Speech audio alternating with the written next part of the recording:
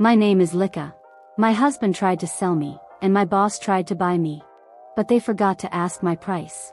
Because I was the one holding all the cards. I work for a prestigious IT company.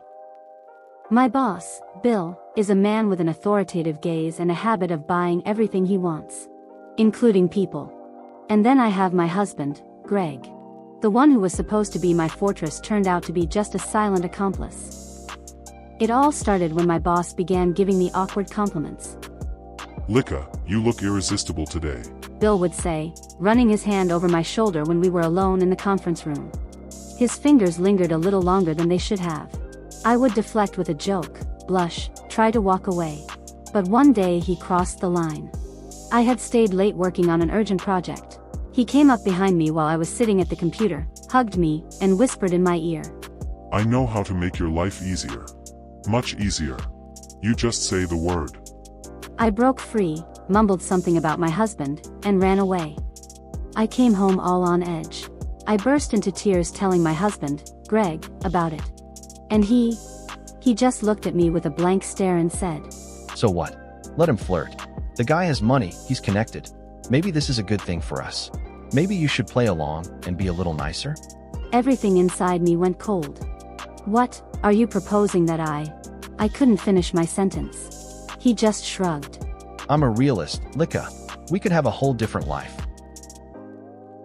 That night I couldn't sleep. I felt like an object that my husband was ready to rent out and my boss was eager to buy. The next morning, Bill called me into his office. Have you thought over my proposal? He asked, leaning back in his chair. I nodded silently, looking at the floor. Excellent. You'll be working late today. We'll discuss the details.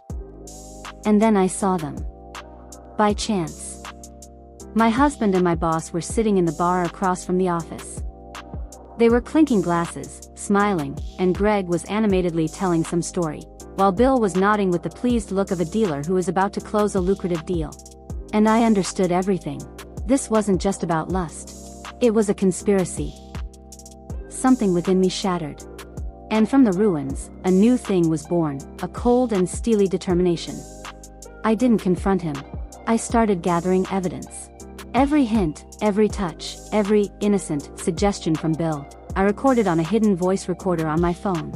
I saved all his messages with their hints and promises of a sweet life. And one day, when he tried to grab me in his office again, I had preset my laptop camera to stream everything to cloud storage. And then I invited them both to the office on Saturday. I said I was ready to discuss the terms. Direct and accurate, they came in together, self-confident and celebratory, as if closing a deal. Bill was already rubbing his hands together. Greg was looking at me with approval, as if I had finally shown some good sense. Direct and accurate, I turned on the large projector screen. Guys, I said in an icy tone, I think we have something to discuss. And I started the recording. Bill's voice, nasty and domineering, filled the room. Then the messages came. And then, the video. His hands on me, his persistent suggestions. They sat there, paralyzed. The smiles slid off their faces. This is what I propose, I said when the recording ended. Bill, you will immediately write a letter of resignation for me, at my own request, with a severance package of, well, let it be a year's salary. And a letter of recommendation that we dreamed about. Otherwise, all of this will go to your wife, the board of directors, and, of course, to Reddit. They love such stories there. I turned to my husband. His face turned pale. And you, my dear, will sign this. I tossed onto the table a stack of papers, a pre-prepared divorce agreement, waiving all claims to our modest assets. You leave with what you came with. As is fitting for a realist. They tried to say something, to make excuses, to pressure me.